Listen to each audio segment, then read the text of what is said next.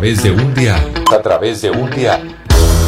Óscar Montes, Ana Cristina Restrepo, Hugo Mario Palomar, Diana Mejía, Gonzalo Lázari, Valeria Santos, Rodrigo Pombo y Camila Zuluaga. A partir de este momento, Mañanas Blue se escucha en todo el país. Colombia está al aire. Estamos enfrentando un momento muy difícil, no solo para Colombia, sino para el mundo. No hay que caer en la desesperación, solo ser conscientes de que necesitamos trabajar juntos. Si no tienes que salir de casa, no lo hagas. Si no tienes síntomas, no vayas a urgencias. En el supermercado compra solo lo necesario. No te lleves lo que otros pueden necesitar. Lávate las manos mínimo cada 3 horas. No repliques información falsa. No creas en cadenas de WhatsApp.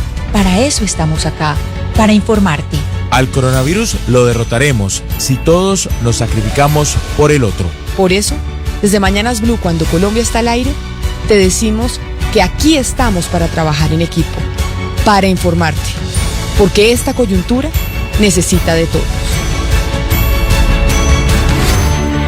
Blue Radio, la nueva alternativa.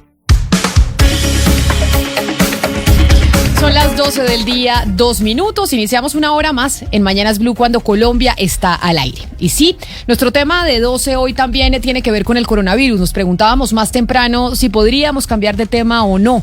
Pero básicamente el mundo está hablando de esto, del coronavirus y de las diferentes estrategias que pueden asumir los gobiernos para paliar esta crisis. Hay una que es la que ha venido asumiendo España, Italia, Francia, China. Incluso podríamos decir que en cierta medida Colombia, y es el aislamiento. Esa es una de las estrategias que se está utilizando porque dicen los virólogos que es la mejor manera de poder bajar la curva. Pero ha habido una gran controversia frente a la estrategia que está utilizando o que estaría utilizando el Reino Unido con su primer ministro Boris Johnson, en donde hablan de la contaminación de corral, ¿no? Que vamos a explicar ahorita con los científicos que nos van a explicar de qué se trata esa otra estrategia que está aplicando el Reino Unido y cuál podría ser más efectiva. Sin embargo, hay en este momento una noticia muy importante que tiene que ver con medidas económicas y con el pronunciamiento de las autoridades colombianas frente a la situación de la economía en el país. María Camila Roa, ¿qué ha dicho la vicepresidenta? ¿Qué dijo FENALCO? ¿Cuáles son las medidas que se van a tomar frente a lo que estamos enfrentando? Hola Camila, buenas tardes. Ya pues sí, culminó en la vicepresidencia un encuentro del sector comercio con el gobierno nacional en el que participaron gremios como la Asociación Nacional de Empresarios, también la Federación Nacional de Comerciantes, el Grupo Éxito y Home Center, para evaluar las medidas que mitiguen el impacto de esta fase de contención del coronavirus sobre el comercio en el país. De frente, los comerciantes rechazaron las medidas de varios mandatarios locales que han decretado el toque de queda. Aseguran que esto afecta al comercio terriblemente y el abastecimiento de varias ciudades y que los negocios tienen que seguir funcionando porque resultaría peor que a causa del pánico o de medidas inoportunas millones de trabajadores se vean afectados y los colombianos no tengan acceso a insumos necesarios. Un poco lo que ustedes venían hablando sobre el comercio. Escuchemos cómo lo dijo Bruce McMaster, presidente de la ANDI. De manera que yo inclusive haría un llamado a las autoridades locales para que ni siquiera hablen de toque de queda, sino de restricción en la movilidad cuando haya lugar a tomar esa medida, si es que llegamos a tomarla, y que realmente se pueda mantener una muy buena cantidad de personas haciendo las cosas que la sociedad necesita, que las vamos a seguir necesitando. Olvidarnos de que las fábricas tienen que seguir funcionando o olvidarnos de que los almacenes tienen que seguir funcionando no es sabio, no es correcto, porque tenemos que efectivamente mantener el abastecimiento de alimentos, el de elementos de aseo, el de medicinas y el de muchas otras cosas, seguramente también prendas de vestir, textiles, muchas cosas se van. Jaime Alberto Cabal, el presidente de FENALCO, hizo un llamado entonces para que se reconsideren las medidas como toques de queda. En el mismo sentido habló la vicepresidenta, dijo puntualmente la vicepresidenta Marta Lucía Ramírez que los toques de queda no son necesarios porque afectan el comercio y entonces pues calificaron de desordenada puntualmente la medida de ya 9 mandatarios locales que así lo han decretado. Gracias, María Camila. Así es, 9 mandatarios en el país han decretado el toque de queda, pero entonces uno siente una falta de coordinación entre los mandatarios locales y el gobierno central, porque si la vicepresidenta Marta Lucía Ramírez, doctor Pombo, está diciendo, oiga, esto desincentiva el comercio y le estamos diciendo a la gente que se quede en la casa, pues quedarse en la casa básicamente desincentiva el comercio per se, sí, por más de que haya toque de queda o no. Pero ese es el resultado de la descentralización. La descentralización tiene como característica de otorgarle cierta autonomía, Camila, a las regiones, porque el comportamiento de una región no necesariamente es lo mismo que en otra. Entonces, pues para eso hay gobernantes locales. Entonces, el de un departamento dice, yo tengo más contaminados o tengo más presencia con el Pacífico, etcétera, o soy de clima frío, y el otro dice, oiga, yo no tengo presencia con el Pacífico, no tengo ni un contaminado y soy clima caliente, pues no asumo el toque de queda, como entiendo está sucediendo ahorita en Villavicencio y en el Meta. Pero entonces, ¿a quién atiende a uno, Rodrigo y Camila? Porque Sí, uno escucha a los infectólogos, uno escucha a los especialistas, escucha uno a colombianos en el exterior y ve videos en redes sociales de personas que han vivido esta crisis ya en otros países y lo que sugieren es aislamiento, confinamiento. Entonces, Pero mire, queda uno desconcertado con lo que dice la vicepresidenta y lo que pide el comercio. y yo creo, Camila, que por esa, justamente esta razón es muy importante el programa de hoy, para entender un poco cuáles son estas diferentes estrategias, porque es que uno abre el periódico y uno mira que el Reino Unido habla de un tema, que China habla de otro, que la OMS habla de otro. Entonces, pues es importante empezar por entender cuáles son esas estrategias, cuáles son las diversas y las distintas formas de acercarse a este virus para mirar a ver cuál es lo mejor para Colombia. Este virus es nuevo y eso lo sabemos todos, y a los gobiernos pues básicamente los cogió, como se dice coloquialmente, con los pantalones abajo, y por eso día a día están tratando de implementar estrategias de contingencia para ver cómo controlar y cómo pelear contra el coronavirus. Digamos que quien ha ido en contravía de lo que han hecho el resto de los estados en cierta medida ha sido el Reino Unido. Boris Johnson ayer daba una rueda de prensa explicando de qué se trataba la estrategia que ellos están aplicando en ese país, que difiere mucho a la estrategia que está aplicando España, que está aplicando Francia y que está aplicando Italia. Escuchemos lo que decía Boris Johnson ayer. Chris Whitey. Es Chris Whitey, que es, Camila, el jefe de la oficina médica del gobierno. Porque Boris Johnson salió ayer con todo su equipo. Sí, una rueda de prensa que duró una hora más o menos. Habló Boris Johnson, otros funcionarios, y este que vamos a oír es Chris Whitey. In this country, this disease is now accelerating up the curve, but it is still at a low level, but it will accelerate up now really quite rapidly. Now, we obviously need to do things that are both effective. Camila dice, en este país, si bien la curva de esta enfermedad se ha venido acelerando, todavía sigue en un nivel bajo, pero veremos que se acelerará rápidamente. Ahora necesitamos hacer cosas que sean efectivas. Las medidas que hemos puesto sobre la mesa han sido habladas, dice, con varios investigadores y científicos que han mirado modelos matemáticos y otros recursos científicos para mirar medidas que sean eficientes, pero también sostenibles en el tiempo. Acá pensar en medidas de 2 semanas no sirve para nada y no será suficiente. Esto tiene que pensarse para que se prolongue en el tiempo. Acá hay un punto clave, y es que para un individuo promedio la posibilidad de morir por COVID es muy baja. Algunas personas no quedarán infectadas y estas medidas pues ayudarán para eso. Algunas sí quedarán, Camila, pues infectadas, pero no presentarán síntomas. Ni siquiera estas personas se darán cuenta que tienen COVID. Y para aquellos que sí tendrán síntomas, pues la mayoría serán moderados y podrán manejarlos en sus casas y no tendrán que ir a los servicios hospitalarios. Y esta anuncio que hizo el Reino Unido, esto que acabamos de escuchar y que usted nos tradujo, Sebastián, pues en cierta medida, no sé si ustedes lo entendieron de esa misma manera, si escucharon esta mañana al presidente de Colombia, Iván Duque, hablar sobre un sistema mixto que podría aplicar Colombia entre lo que está haciendo el Reino Unido y lo que están haciendo países como Francia e Italia. Esto fue lo que dijo el presidente Duque esta mañana aquí en entrevista con Mañanas Blue. Ningún país del mundo puede rechazar, contemplar cualquier medida. Todas las medidas hay que analizarlas, pero hay que analizarlas en función de qué es lo que se quiere. Y déjeme le digo por qué. Angela Merkel, la canciller de Alemania, dijo que el 70% de la población de Alemania va a contraer el virus. Hace 3 días, uno de los bancos con estudios más especializados en Estados Unidos, en una mesa con más de 1.500 empresas, proyectaba que el 50% de la población de Estados Unidos puede llegar a tener este contagio. Ahora, cuando llega este contagio, la pregunta que nosotros tenemos que hacernos es, si esto va a ser un factor, un patrón mundial, nosotros tenemos que entender que el reto de las sociedades no es que no llegue, porque ya llegó. No es que no se expanda, porque se está expandiendo, sino cómo le reducimos al máximo la velocidad de expansión mientras el mundo también desarrolla una vacuna y cómo también se va manteniendo un orden social cambiando estructuralmente hábitos. Porque a mí que me sorprende, yo oigo personas que dicen, eso hay que encerrarse ya y salimos en un mes y no pasó nada. Eso todavía no está aprobado. Es que dicen que en Wuhan se hizo el cierre y no han crecido más casos. Muy bien, ¿qué va a pasar cuando liberen el cierre en Wuhan? ¿Va a haber rebrotes? ¿No va a haber rebrotes?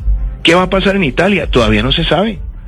Inclusive hay quienes dicen que de pronto puede haber un rebrote con muchísima más fuerza.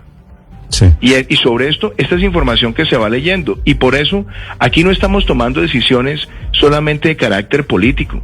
Aquí se está trabajando con un equipo técnico. Tenemos un ministro de salud que es PhD en epidemiología, un Instituto Nacional de Salud.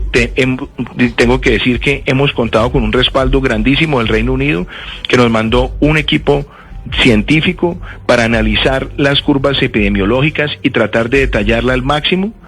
Pero lo que nosotros también tenemos que asumir, Néstor, es que en un gran porcentaje de la población esto no va a producir ningún síntoma o va a ser con síntomas leves. A unas personas les va a dar una gripa, a otras personas les va a dar una gripa severa, y a otras personas, y principalmente los adultos mayores que tengan preexistencias de enfermedades respiratorias, se les puede convertir en un tema absolutamente preocupante. Eso era lo que decía el presidente Iván Duque esta mañana, un poco entendiendo, yo no sé si usted lo entendió igual, doctor Pombo, pues que también se debe tomar la estrategia del Reino Unido. Es decir, aquí no podemos apagar el país porque eso puede tener unas consecuencias muy graves para la economía. Como una especie como de tercera vida, me da la impresión. Mira esta frase que resalto: orden social, o sea, equilibrar las cosas, prudencia. O sea, no es que usted se va a ir a un concierto ni se va a ir a reunir con 200 personas. Pero cambiando estructuralmente los hábitos. Me parece que es un buen equilibrio el que está asumiendo Colombia. Para entender las estrategias que se están utilizando en los gobiernos, la que está utilizando el Reino Unido, que anunciaba ayer, lo que nos decía hoy el presidente Iván Duque esta mañana aquí en Mañanas Blue, o también lo que está haciendo España y Francia, pues hemos invitado a dos expertos para que nos expliquen de qué se tratan estas estrategias. El primero de ellos es Jaime Eduardo Castellanos Parra, que es director del Instituto de Virología de la Universidad del Bosque desde el año 2003 y miembro del comité científico de coronavirus en Colombia. Doctor Castellanos, bienvenido, mil gracias por estar aquí con nosotros y por ayudarnos a entender las estrategias que están implementando los gobiernos alrededor del mundo para ver cómo le ganamos la batalla al coronavirus. Buenas tardes, con mucho gusto. Mil gracias por atendernos. Y nos atiende desde Perú Mauricio Bustamante, quien es ex viceministro de Salud y exsecretario de Salud, que hoy precisamente está ayudando en Perú a establecer una estrategia de cómo paliar esta pandemia. Señor Bustamante, bienvenido, gracias por estar con nosotros. Saludos, gracias por la invitación. Y entonces, Sebastián, recordemos un poco, la estrategia específica del Reino Unido y que explicaban ayer en esa rueda de prensa consistía en qué. Ellos usaban un término que se llamaba fatiga conductual. ¿Eso qué significa o cómo lo explicaron? Sí, es un concepto que lo utilizaba Johnson para defender su estrategia y que ha sido muy criticada por algunos científicos. Dice Johnson: es ingenuo pensar que toda la población va a ser muy juiciosa en un confinamiento durante muchos meses, porque esto, dicen, no va a ser algo que dure semanas, sino meses. Entonces se quiere utilizar la obediencia de las personas en las casas, en el confinamiento, para el momento más crítico de la curva.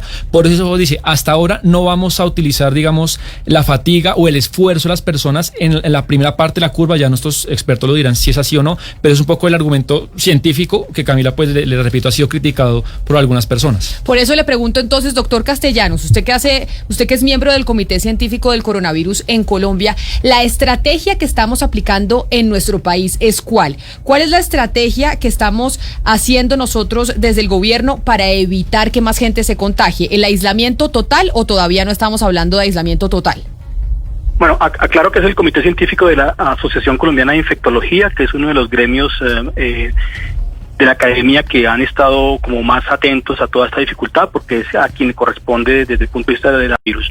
Pues efectivamente lo que han planteado en Inglaterra, que es una idea interesante, ya se ha aprobado en otros momentos a menor escala, lo de la inmunidad de rebaño, pensando en que efectivamente el virus tiene cosas buenas y cosas malas, es decir, tiene cosas positivas o buenas noticias, hay que comunicarlas, y malas noticias. La primera es que efectivamente, que es una mala noticia, es que es altamente infeccioso, es decir, la tasa de infectividad, de contagiosidad del virus es más alta que el del virus de influenza, por ejemplo, que es como el virus con el que quisiéramos comparar a este. Y la otra mala noticia es que también tiene una casi 10 veces mayor la tasa de fatalidad que influenza. Entonces, la tasa de fatalidad de la influenza, que es pues la gripa que nosotros conocemos, ¿es de cuánto? Y la tasa de 0,1% para influenza, 0,1%, estamos hablando de una tasa de 0,1%, y para este caso digamos que en este momento está con las cifras de Brasil, haciendo un promedio de los países que tienen casos y que tienen fallecidos, la tasa está alrededor del 3.5%, 3.6%, dependiendo del día, pero digamos que puede ser como tan baja como en Alemania, que es de 0.5%, o Corea, que son los mejores casos, de 0.8%. Pero ahí yo le hago una pregunta, y es, ¿ya podemos hablar de una tasa de mortalidad de este virus, del coronavirus, cuando seguramente en Brasil, si usted mira, pues hay mucha más gente infectada de la que realmente se sabe? Entonces hoy en día estamos haciendo el promedio de la mortalidad sin realmente saber cuánta gente está infectada, porque probablemente hay muchos que son asintomáticos y no los conocimos y no los estamos contando dentro de la ecuación. Sí, señora, tiene toda la razón. Por eso, digamos que porque en este momento el denominador es el número de casos detectados y casos confirmados, sintomáticos o confirmados por laboratorio, que es la cifra de 150.000 o 160.000 casos en el mundo. Y efectivamente es claro que el número de infectados en este momento puede ser 10 veces esa cifra, porque eso es lo que también han demostrado los datos de China. O sea que podría llegar a ser que el coronavirus tenga la misma tasa de mortalidad que la influenza, que estemos enfrentando un virus que tiene exactamente la misma tasa de mortalidad que una gripa. Para los datos que tenemos hoy, es decir, contando inclusive si el denominador fuera 10 veces mayor, con la tasa de fatalidad de hoy en día, digamos que puede quedar alrededor del 1%, o sea, sí puede ser alrededor de 10 veces más alta la tasa de fatalidad del nuevo coronavirus que respecto a la influenza. Permítame, doctor Castellanos, porque le voy a pedir al doctor Bustamante que nos explique algo que usted acaba de decir, que es lo que está haciendo el Reino Unido. ¿En qué consiste esta estrategia de inmunidad de rebaño? Es decir, porque sabemos que en Francia, en Italia, en España se está utilizando el aislamiento. La gente está confinada en sus casas y evitando el contacto social para que el virus se propague. Inmunidad de rebaño significa ¿qué? ¿Cuál es esa estrategia que incluso es la que podría empezar a aplicar el Reino Unido? Pues básicamente son dos abordajes diferentes. Una es contener la cadena de difusión del virus y la otra, que es el abordaje que está haciendo el Reino Unido, que es gestionar ese contagio. Básicamente se plantea en la inmunidad de rebaño que se lograría aproximadamente cuando el 60% de la población haya sentido la enfermedad. Es decir, dejar que la población se vaya sensibilizando y vaya generando su propia respuesta de defensa. Pero doctor Bustamante, permítame lo interrumpo ahí. ¿Cómo hace un gobierno para controlar quiénes se van contagiando? Porque pareciera como si fuéramos vacas y entonces el gobierno puede ir diciendo, oiga, estos miles se van a ir contagiando poquito a poquito. ¿Cómo se hace eso a través de política pública para que la gente se vaya contagiando paulatinamente? Pues lo que ha habido en los últimos episodios de pandemias en el mundo ha sido la de la contención. Creo que Boris Johnson está tratando de buscar un camino diferente, pero muy riesgoso, en virtud de la necesidad de que hubiera por lo menos 30 millones de personas en el Reino Unido que se contagiaran. Y lo que ellos han planteado es que el contagio se produzca de manera controlada en población menos sensible a la letalidad, es decir, a la población joven que vaya y edad mediana que vaya generando una respuesta. Es un planteamiento que teóricamente puede tener un sustento, que seguramente el doctor Castellanos lo puede verificar o corroborar, pero desde el ámbito de la construcción de políticas públicas me parece un camino muy riesgoso y me parece que hay más evidencia en la estrategia de la contención.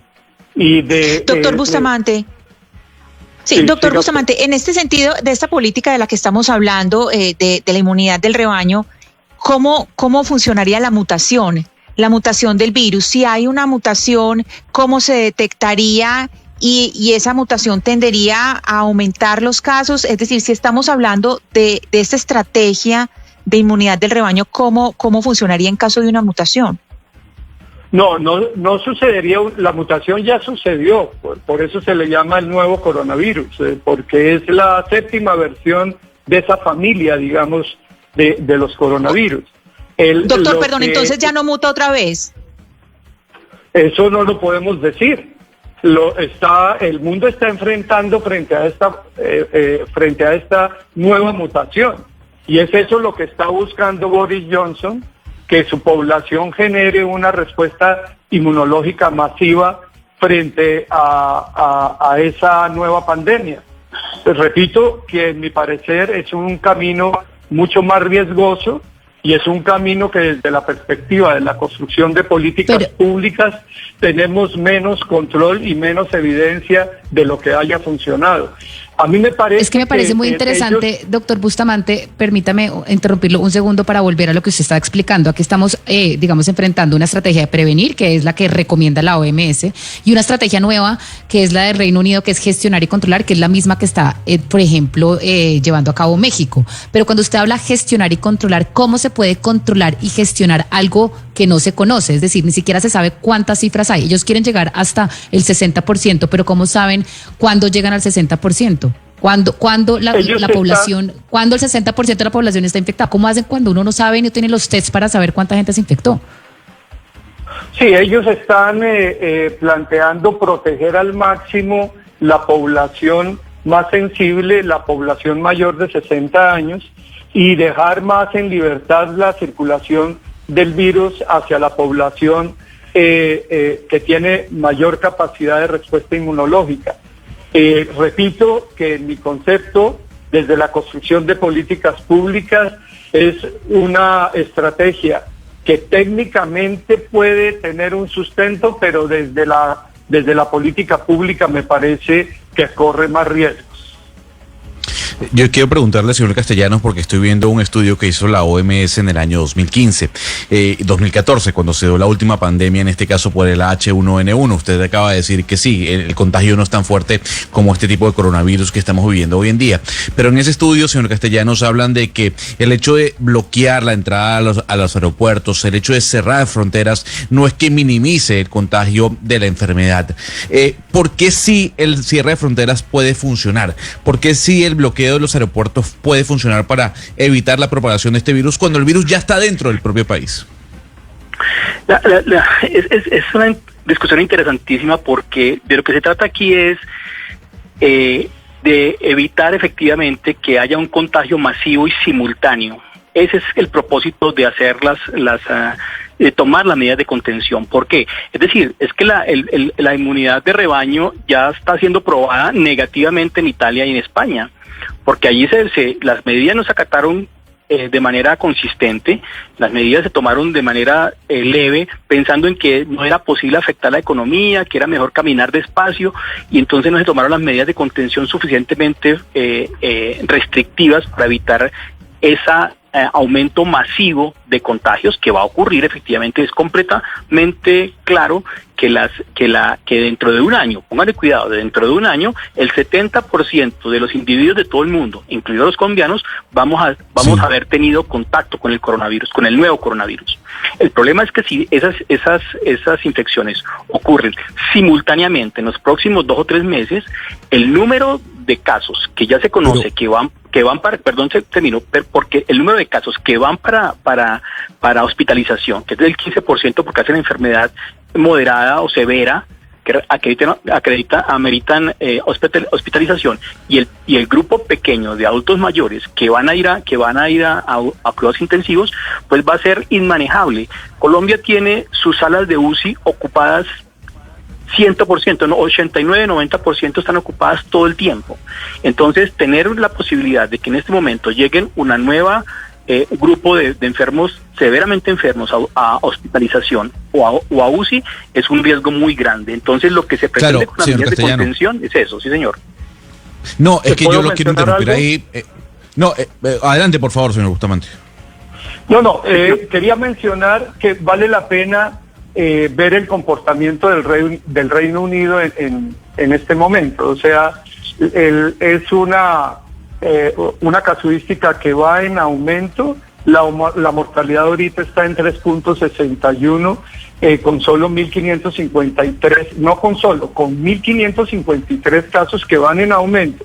Confirmados, sí. Me atrevería a decir que Reino Unido va a escalar en la cantidad de casos por país, va a escalar en los primeros lugares relativamente pronto. O sea que usted usted, doctor Bustamante, cree que esta estrategia que está tomando el Reino Unido es sumamente peligrosa, porque si empieza a permitir que la gente se contagie, lo que va a tener es una cantidad de muertos significativos, liderando la lista de los países con personas, 1, contagiadas y 2, personas muertas por el virus. Sí, porque va a exigir lo que decía el doctor Castellanos, una gran respuesta de un sistema de salud que habría que mirar en el caso del Reino Unido con mayor capacidad de respuesta, pero que en el caso nuestro, con cerca de 391 unidades de cuidados intensivos en el país y 371 cuidado intermedio, si tenemos en el país la capacidad de respuesta para transitar un camino como este. Uno ve Alemania, por ejemplo, mencionaba el doctor Castellanos la baja letalidad, 17 casos, pero es porque hay un sistema de salud robusto y que adicionalmente ha encarado con firmeza también el tema de la contención. Permítame. Y el diagnóstico, doctor Bustamante, el diagnóstico y la contención, correcto. Permítame, porque tenemos a esta hora una noticia de último minuto que nos llega desde Italia. Italia registra 345 muertes más por coronavirus, llegando a 2.500 muertes en Italia por cuenta de este virus. Y ahí le pregunto, doctor Castellanos, cuando vemos estos números tan altos y estos saltos tan altos de 300 muertos, ya van 2.500 muertes en Italia por cuenta del coronavirus, ¿se debe no a la letalidad de la enfermedad, sino a que el sistema de salud no aguantó? Entonces no se les pudo proveer a esos pacientes, a esos enfermos, la medicina que se necesitaba, que tal vez si se les hubiera atendido no se hubieran muerto. ¿O estos 300 obedecen, cree usted, o estos saltos que estamos viendo de Italia en las cifras de muertos obedece a la letalidad de la enfermedad? Es una tormenta perfecta. ¿Por qué? Porque Italia tiene el mayor número de personas adultas, el mayor porcentaje de adultos mayores, que son las personas más susceptibles a enfermarse gravemente y a fallecer. El sistema, por ejemplo, el sistema español de salud pública es muy poderoso y también está desbordado. Y lo que ha sucedido ahora en este caso es que efectivamente a las personas menores de 60 años, efectivamente la infección se puede comportar como una infección respiratoria moderada o leve, que no amerita cuidados especiales, pero esas personas que están infectadas y que tienen signos leves o moderados son capaces de infectar a sus vecinos, a sus tíos, a sus abuelos, a los mayores, que esos son los que se enferman severamente y entonces fallecen. Pero entonces ahora yo voy y les planteo un dilema ético, y eso le pregunto a usted, doctor Bustamante, y este dilema ético es, por ejemplo, en una columna de hace 10 días más o menos en el periódico The New York Times, su versión en español, Martín Caparrós escribía pues una columna criticando mucho todo este susto y este miedo del coronavirus y diciendo el mayor porcentaje de gente que ha fallecido por cuenta del coronavirus son personas en China, por ejemplo, o en Italia, mayores de 80 años. años, personas que incluso estaban por encima del nivel de expectativa de vida del mundo. Entonces es confinar a toda la gente, paralizar el planeta, entendiendo que todos somos seres humanos, pero planteando lo que decía el periodista Martín Caparrós, confinar el planeta cuando realmente los muertos que estamos viendo por el coronavirus son personas por encima de la expectativa de vida que hay hoy en el mundo. No, es un dilema ético, es un tema desde el punto de vista ético, pero también es un tema político. Tiene que ver, por supuesto, que la responsabilidad del sector salud es proteger la vida, no establecer una diferenciación por grupos etarios. Eso me recuerda cuando era director del Hospital de la Samaritana a alguien que no atendió en el turno de urgencias a una persona que requería una atención quirúrgica de urgencias y me lo explicó diciendo que era un paciente mayor de 85 años. Es decir, esa explicación no puede ser legítima. Nuestro criterio es cómo asistimos a la vida. Claro, pero entonces ahí yo les pregunto.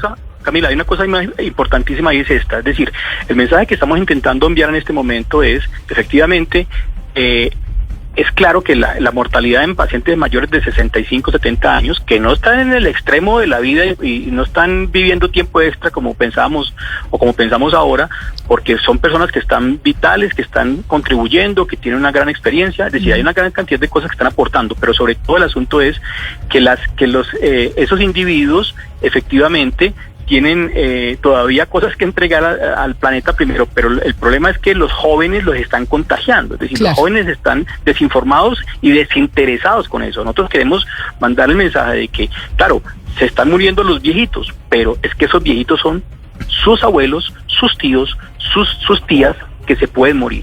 Pero entonces permítame, yo le pregunto, quiero agregar algo. Doctor Bustamante, ahí frente al dilema ético que usted dice, para nosotros en las clínicas los médicos tenemos que preservar la vida sin importar la vida de quien sea, si una persona de 86 años o un niño de 10 años. Pero frente a este dilema ético que puede ser hipotético, pero ni tan hipotético porque en Italia lo han estado viviendo y en España también, si usted tiene que priorizar los servicios de salud entre dos personas, una de 85 años y una de 30, ustedes como médicos, lo que les dicen en la cátedra de ética médica es que deben priorizar la vida de cuál de los dos. No, yo a esa pregunta ética le respondo con un dimensionamiento político, porque es que desde la perspectiva de la construcción de políticas públicas es en qué estado de prioridad está la salud en un sistema de salud.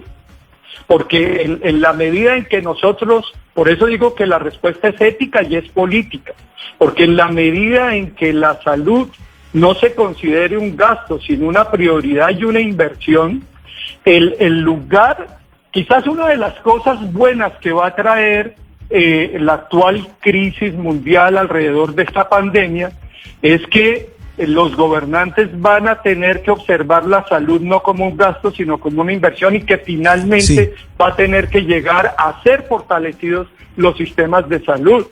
Desde esta perspectiva, podemos construir políticas públicas para proteger la vida de todos, no para tener el dilema ético de escoger quién vive y quién muere. Sí, pero mire, doctor Bustamante, tanto usted como el doctor Castellano están hablando mucho más de las bondades que tiene la estrategia del confinamiento para contraponerla con la estrategia de la inmunidad de rebaño. Pero esta estrategia del confinamiento depende de la paciencia también de las personas. Es decir, ¿hasta cuándo se puede tener esta estrategia del confinamiento de forma efectiva si no hay resultados? Si la gente está confinada en sus casas, aislados, pero no están viendo los resultados. Hay un momento en que la paciencia se agota y comienzan a rebelarse contra estas medidas. Ahí sí no. Póngale cuidado. Mi opinión con eso es este. El grado de contagiosidad. Le pregunto porque se está viendo en algunos países donde se ha aplicado el confinamiento. Sí, claro, es predecible y esa es la gran preocupación del gobierno de Inglaterra, planteando que estas medidas son medidas que van a tener un desgaste muy rápido si se empiezan a implementar desde tan temprano. El asunto es que la contagiosidad del virus, que ya está comprobada efectivamente, que por cada persona infectada infecta 3 personas y a esas 3 personas infectan 9 personas y esas 9 personas infectan 27, 81, 250, 750, 2500, En 10 días, una persona infectada significan 2.500 casos en una semana o en 10 días. Eso es lo que se intenta. Entonces, usted cuando se confina hoy y se queda en la casa y no se contagia, estamos evitando 2.500 casos dentro de 10 días. Ese es el propósito. O sea que eso se va a evaluar rápidamente si estas medidas de confinamiento y de restricción de aislamiento voluntario todavía, de cierre de colegios y universidades, esa medida, ¿cuántos casos se han evitado de contagios? No lo sabemos todavía, lo sabremos efectivamente porque vamos a ver que la curva empieza a descender porque si usted evita un contagio hoy, está evitando 2.500 casos en 10 días. De eso se trata, por eso el asunto efectivamente es, y eso lo evaluaremos dentro de 10 días, sabremos efectivamente si estas medidas, aunque por ejemplo el cierre de los aeropuertos debió haberse hecho hace rato, porque efectivamente todos los casos, hoy de los 65 casos o los que han sido reportados, son todos importados todavía. Pero doctor Bustamante, usted decía no, pero ¿hasta cuándo realmente son las medidas de confinamiento? O sea, ¿cuánto tiempo deben durar y cuánto tiempo aguanta la población realmente encerrada? Déjeme decirle lo siguiente. Si usted mira el comportamiento mundial en los meses que lleva la evolución de la pandemia, vemos que China y Corea hubo un momento donde se estancaron, prácticamente se han estabilizado. En Corea hubo 19 nuevos casos, en China 2 casos nuevos, pero prácticamente se han estabilizado. Entonces, hay una evidencia clara de que si se interviene adecuadamente, sí, el mecanismo de contención nos da un resultado. Creo que de alguna manera las políticas impulsadas en Colombia y en Perú buscan precisamente intervenir la fase en la que es necesario contener la mire, doctor Bustamante, del virus. Perdón, doctor Bustamante, pero mire, es que en estos casos podríamos hablar también, no sé si la expresión tiene la validez, de un confinamiento de la economía. Es decir, están confinadas las personas, están aisladas las personas, pero la economía se paraliza. Hay un momento en que tiene que tener una dinámica, esta fase de contención, que es lo que se conoce como la primera fase en la que hay que contener el crecimiento exponencial del virus, tiene también un costo económico para los países. Es decir, por eso yo pregunto por el confinamiento, efectivamente hasta cuándo se puede prolongar, no solamente con el caso de las personas, sino también, y entre comillas, el confinamiento, el aislamiento de la economía de los países. Eso lo sabemos. China lo logró controlar prácticamente en un mes y lo ha demostrado y hay una evidencia. A mí me parece importante, ustedes que están en los medios, una opinión altamente calificada para poner en equilibrio el aspecto económico y el aspecto de salud. Les quiero recomendar que entrevisten a Jeffrey Sachs de la Universidad de Columbia en Nueva York, que es precisamente quizás el principal investigador de la relación entre la economía y la salud. Y él precisamente con sus trabajos ha demostrado que no es necesariamente la economía la que determina la salud, sino la salud la que determina la economía. Y en este caso lo está demostrando claramente. De ahí me parece que ustedes podrían gestionar una muy buena opinión de él desde la perspectiva de la economía con una visión hacia la salud. Pero creería yo... Lo estamos viendo porque el experimento, ¿por qué la Unión, el Reino Unido decide hacer esto? Por proteger la economía. Es decir, hagamos un experimento en salud para ver de la mejor manera, evitando que la economía se desgaste como se prevé que se va a desgastar o que va a entrar en crisis por el tema del coronavirus. Entonces, la prioridad, es decir, estamos de acuerdo, y le podrían preguntar otra vez a los ingleses y preguntarles, ¿estamos de acuerdo en que prioricemos la economía sobre la salud?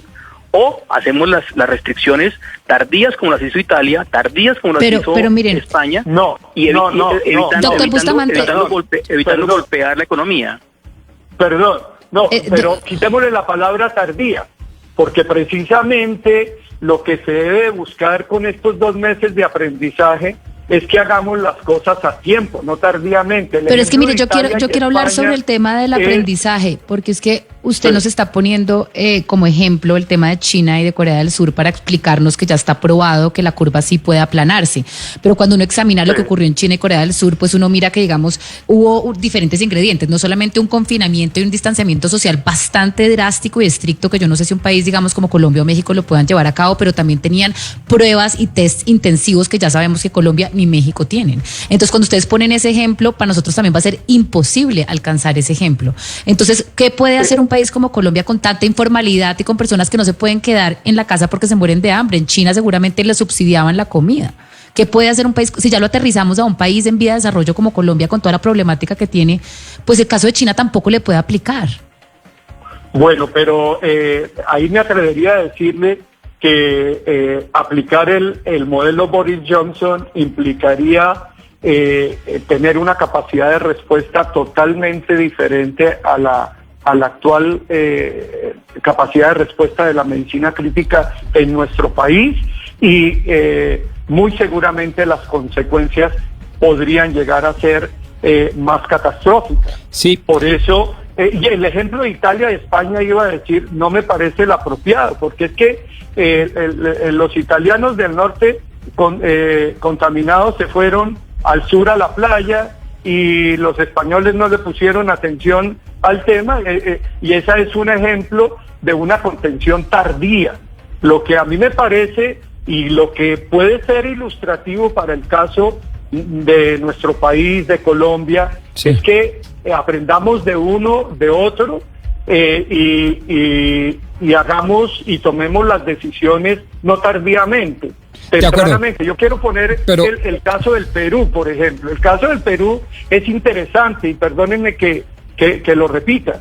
El pasado domingo el Perú tomó una decisión muy dura y fue declarar la cuarentena, es decir, tomó la decisión de delimitar la movilización general del país en una emergencia nacional muy fuerte.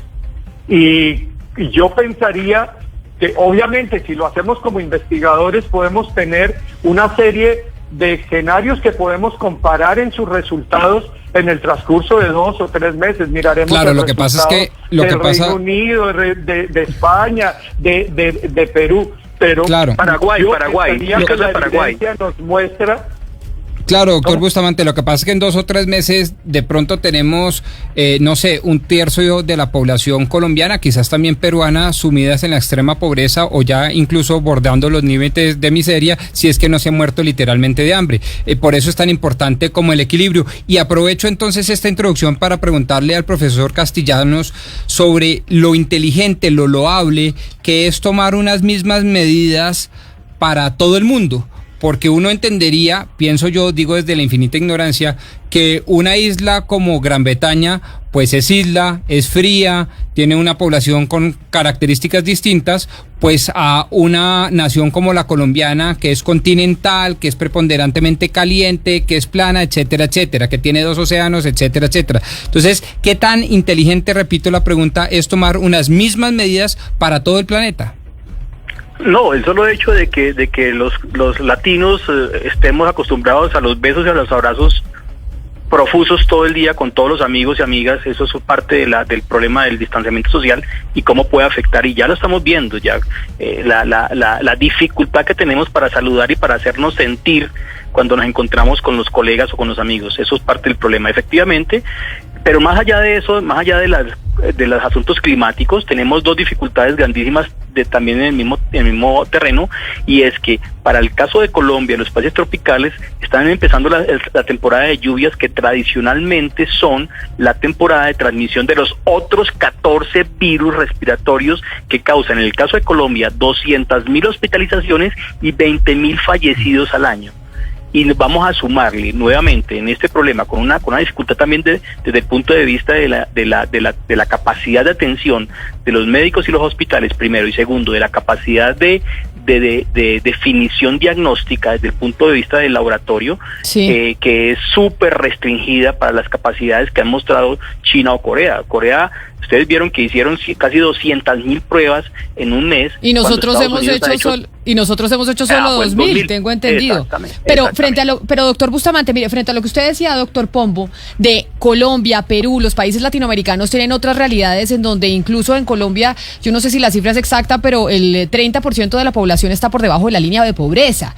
El 50% de la población es pobre, es decir, si deja de salir a trabajar un día, pues se muere de hambre. Y me envía Juan Luis Castro, el senador del Partido Verde, las siguientes cifras. Muertos en un día en el mundo. La primera causa, el hambre, 8.500 niños. Tuberculosis la segunda, que son 3.014. Hepatitis B 2.430 es la tercera. Neumonía 2.216 la cuarta. Y así sucesivamente el coronavirus teniendo 641 muertos al día. El hambre es una pandemia silenciosa que no le hemos puesto atención y tal vez no será que estas medidas que se están tomando frente al coronavirus, yo le pregunto a usted que es el que sabe, doctor Bustamante, pues están agrandando esa pandemia que no le ponemos atención tal vez porque está allá en África o en los departamentos pobres que muy poca mirada, muy poco le ponemos los ojos encima. ¿Esto no será incluso de pronto que podría llegar a ser más grave la cura que la enfermedad? No, varias cosas. Me parece válido. Se mencionó que si las mismas políticas se deben de aplicar o son aplicables en cada uno de los países. Me parece que es razonable que cada estrategia y cada política sea en el contexto del desarrollo de cada país, de su sistema de salud, de su perfil epidemiológico y climático, tal como lo señala el doctor Castellanos, teniendo en cuenta las oleadas cíclicas de otro tipo de patologías. Me parece que tener en cuenta esa especificidad es legítimo y es válido. Ahora, pensar que ahora el causante de la pobreza y del hambre va a ser el coronavirus. No, a mí me parece que lo que hay que hacer es construir políticas económicas en época del coronavirus. Es decir, si hay necesidad de llegar a hacer la contención en el momento adecuado, por supuesto, me parece legítimo que cada uno de los gobiernos busquen la mejor evidencia y tomen las decisiones que al finalmente son políticas. Boris Johnson va a tener que responder por su posición política y si es exitoso, todo el mundo se le va a quitar el sombrero, pero corre el riesgo, y así se construyen las políticas, corre un riesgo de que está transitando un camino muy difícil. Yo pensaría que hay mejores evidencias para construir unas políticas de contención, tratando de no llegar a la fase de mitigación en el caso de Colombia, y construir desde ya unas políticas inclusivas que resuelvan el problema del hambre y la pobreza en nuestros países. Eso me parece que son dos agendas que deben de ser complementarias y no excluyentes. Me parece que eso es, y ahí quiero dejar una inquietud a usted. Yo tengo la sensación que de acuerdo al comportamiento de la curva de crecimiento, Colombia es muy posible que en los próximos días tenga que tomar unas medidas más drásticas. El gobierno hará lo que estime pertinente y priorizará el modelo Johnson o el modelo de contención. Doctor Bustamante, eso será responsabilidad del gobierno, pero pensaría que hay que, cualquiera que sea el camino, hay que organizar una fase de transición adecuada y no álgida. Yo estoy viviendo en el Perú y observando los 2 primeros días de una cuarentena general. Ahí hay lecciones aprendidas rápidamente para Colombia que hay que tomar, independiente de si va a tomar ese camino o no, que es responsabilidad política del gobierno nacional. Sí, justamente quiero preguntarle, doctor Bustamante, sobre eso. Esta mañana el presidente Duque aquí en Blue Radio, pues finalmente no se arriesgó a hablar de la cuarentena general, como ya está sucediendo en otros países del mundo, pero ya algunos mandatarios locales y regionales sí están tomando decisiones como la del toque de queda, especialmente en la noche y la madrugada. ¿Usted cree que esas decisiones aisladas de esos alcaldes y esos gobernadores que parecen no estar coordinadas con el gobierno nacional le hacen bien o afectan realmente el plan de contingencia del coronavirus en Colombia? Pues todo lo que rompa la cadena de difusión del virus, enhorabuena. La pregunta es si es suficiente, si es suficiente para hacerlo. Enhorabuena, yo pensaría que cada una de las acciones, cuando se delimitan el tamaño de las aglomeraciones, cuando se plantea la suspensión de las clases, etcétera, todas esas medidas son valiosas. Pero mire, le hago una pregunta. Si son suficientes. Doctor Bustamante. Yo pensaría que hay dos caminos. Uno puede quedarse en las políticas intermedias, paulatinas, y dejar que siga avanzando la diseminación del virus, o puede tomar medidas más drásticas. El Perú se la jugó por ese lado. Pero y yo creo que técnicamente, no han sido fáciles. Doctor Bustamante, yo creo que técnicamente hay un dato que es importante tener en cuenta. Inclusive Boris Johnson lo decía, y es cierto, bueno, el gobierno inglés lo decía, que efectivamente una gran parte de la población va a pasar con la infección desapercibida. Una gran parte, otro grupo grande va a estar infectado y hará signos respiratorios leves o moderados. Y ese grupo es fundamentalmente el de los jóvenes, pero esos jóvenes que se contagian en la discoteca, en los bares, en las esquinas parchando, esos jóvenes son los que le van a llevar el virus a las personas susceptibles de sus casas. Entonces, efectivamente, en la medida en que la restricción, claro, la contención debe hacerse con medidas efectivamente que sean comprobadas, pero la evidencia, por lo menos lo que dicen los alcaldes, es desafortunadamente el fin de semana que había una ayuda de decir, o había una orden o una recomendación de que los jóvenes deberían quedarse en la casa, pues no ocurrió. Claro, pero entonces yo les quiero preguntar a los dos, y es, si están los dos de acuerdo en que la mejor estrategia que se puede usar para bajar la curva y que podamos salir más rápido del coronavirus es el aislamiento. Esta medida de aislamiento, ustedes dicen que se debe implantar ¿por cuánto tiempo? ¿Por cuánto tiempo la gente va a tener que estar en las casas para que ya veamos resultados? Y empiezo por usted, doctor Bustamante, que sería esa última pregunta. ¿Cuánto tiempo esperamos tener a la gente sin salir?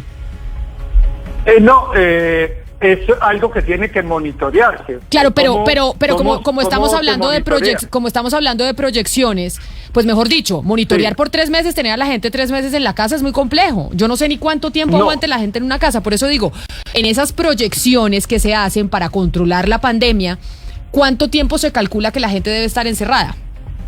Uno pensaría que a las 2 semanas debería empezar, 2 o 3 semanas debería empezar a generar una reacción de el número de casos nuevos. Por eso es importante ver en qué momento se toma la decisión. Hay un criterio técnico en el cual se ha sustentado, entiendo, el gobierno de Colombia, y es que el tema de la fase de mitigación se considera cuando se alcanza el 10% de los casos de transmisión local, digamos. Ese es un criterio técnico, pero uno debería de tomar una decisión política frente a eso. Eso es como el enfoque, te lo voy a decir de esta manera, uno en salud puede tener un enfoque reparativo o un enfoque preventivo, ¿no? El reparativo, intervengo cuando ya tengo la enfermedad y reparo. O tengo un enfoque preventivo y entonces trato de controlar al máximo para que esa persona no se me enferme. Lo mismo sucede en la salud de las poblaciones. Y en este caso, ese criterio técnico del 10% me parece que requiere audacia y valentía política, que fue lo que tuvo el Perú el domingo pasado, con gran dificultad, porque es que el Perú tenía una delimitante, y era que el domingo terminaban sus facultades extraordinarias para emitir normas desde el Ejecutivo, porque a partir del lunes se posicionaba el Legislativo, digamos.